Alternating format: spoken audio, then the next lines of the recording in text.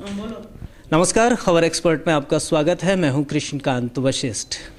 दोस्तों, आज हम शुरू कर रहे हैं इंटरव्यू की एक सीरीज़ जिसका नाम है बात बेबाक, और इसकी शुरुआत कर रहे हैं करीब 4 दशक से ज़्यादा बॉलीवुड और करोड़ों दिलों पर राज करने वाली हेमा मालिनी जी के साथ, जिन्होंने अभिनय के क्षेत्र से कदम रखा है राजनीति के क्षेत्र में और चुना है मथुरा का मैदान, यानी कृष्ण की जन्मस्थली, जहां कण कण में एक ही नाम बसता है, राधे राधे। हेमा जी, आपका स्वागत है। थैंक यू, धन्यवाद। हेमा जी हमारे साथ हैं और उन्होंने जो शुरुआत की है राजनीति की, उनसे जुड़े कुछ सवाल उनसे करेंगे। हेमा जी, बड़ा सवाल ये है कि आपने मथुरा क्यों चुना? मुझे क्योंकि वृंदावन मथुरा से काफ़ी लगाव है, क्योंकि मैं कृष्ण के आराध्य हूँ, उनका पूजा करती हूँ।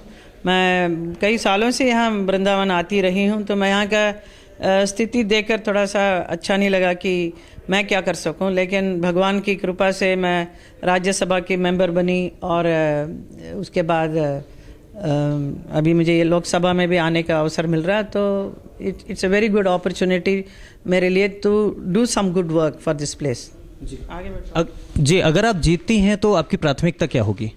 मैं जीतूंगी तो मेरा यही है कि इस जगह पे मथुरा में बहुत कुछ करना है जो नहीं किया। पिछले कई सालों से किसी ने कुछ नहीं किया। जितने भी सांसद बने हैं यहाँ से, उन लोगों ने कुछ नहीं किया। जी, आपका मुकाबला जयंत चौधरी से है, कितना चुनौतीपूर्ण मानती हैं?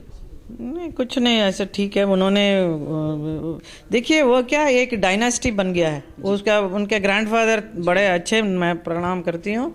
उनके पिताजी को भी मैं जानती हूँ, लेकिन ऐसा ज़रूरी नहीं है कि वो बाप ने जो किया है, दादा ने जो किया है, वो बेटा भी करने वाला है। क्योंकि पिछले 5 साल में वैसे उनको जिताने में भी मेरा भी हाथ रहा है।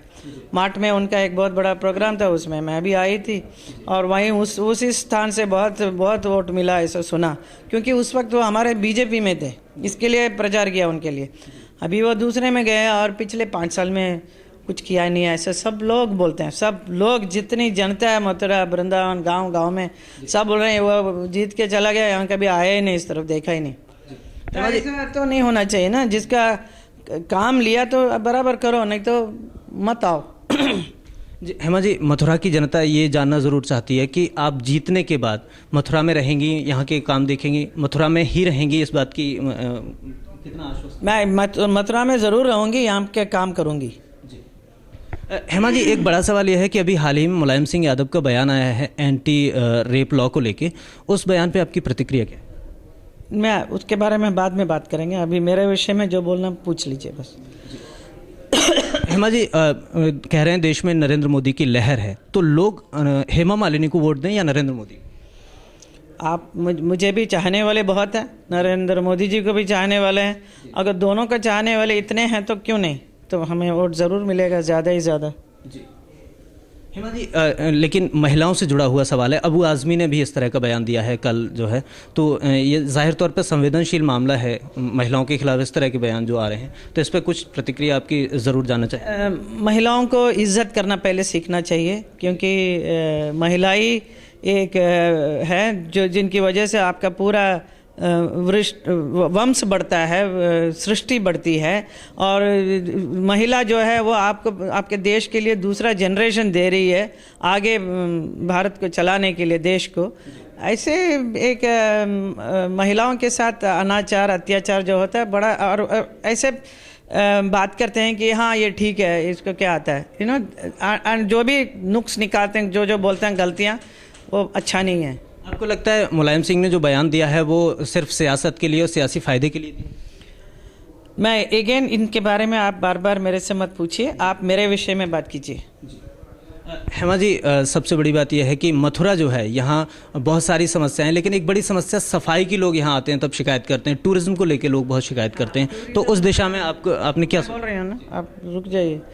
मैं यहाँ के टूरिज़्म के लिए बहुत काम करना है। यहाँ के इसको तीर्थ क्षेत्र का घोषणा करते हुए इसको इतना साफ़ सुथरा रखना चाहिए कि बाहर देश से लोग आएँ, विदेश से लोग आएँ, तो उनको लगे कि कितना सुंदर, कितना अच्छा, स्वच्छ, क्लीन जगह में आए हैं।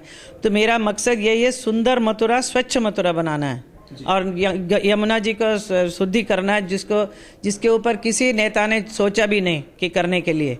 वो रोड इतना गंदा है, करना है ठीक। स्कूल्स नहीं है यहाँ पे, डिग्री कॉलेज नहीं है, बच्चे लोग सब बोल रहे हैं, सब गांव में यही कह रहे हैं। तो यहाँ के रहने वाले ने क्या किया, अभी मैं आके करूँगी सब। हेमा जी, यूपी का मिजाज हमेशा से रहा है, तासीर ये रही है यहाँ की कि यहाँ जातिवाद और संप्रदायवाद की राजनीति होती रही है, और यही कारण है कि सियासी रूप से इतना महत्वपूर्ण होने के बाद भी यूपी इतना पिछड़ा हुआ है विकास में। आपको क्या लगता है? यहाँ पे मैं आई हूँ मथुरा क्षेत्र में, तो मेरे लिए मथुरा वृंदावन में रहने वाले जितने भी इस क्षेत्र में हैं जुड़े हुए, वो मेरे लिए ब्रजवासी हैं। ब्रजवासी जो हैं, जो कृष्ण के साथ कनेक्टेड लोग हैं, उनके वंश के हैं, तो उनको मैं प्रणाम करती हूँ, नमन करती हूँ। और मैं जाति बात में कुछ मानती नहीं, सब मेरे लिए ब्रजवासी हैं। धन्यवाद। तो ये थी हेमा मालिनी, जो मथुरा से इस समय चुनाव लड़ रही हैं। उन्होंने हमारे हर सवाल का बारीकी और बेबाकी से जवाब दिया। अगली बार फिर होगी मुलाकात किसी दूसरी हस्ती के साथ, तब तक मुझे दीजिए इजाज़त। नमस्कार।